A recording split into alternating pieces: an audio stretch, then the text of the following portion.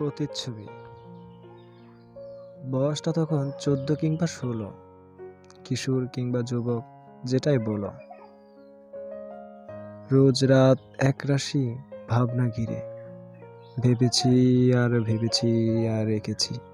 জানো, তুমি ঠিক আমার সেই কল্পনারই এক প্রতিচ্ছবি। ছিল কল্পনাতেই তার অস্তিত্ব, হতো কল্পনাতেই বিলীন। তীব্র মন খারাপের দিনগুলোতে ছবির মুখটা হতো মলিন। আমি হাসলে খিলখিলিয়ে হেসে উঠত সে ছবি।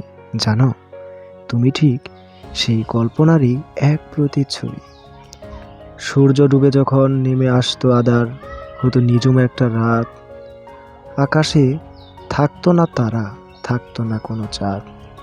তখন একটু আধটু হুটহাট বৃষ্টি পড়তো টুপটাপ।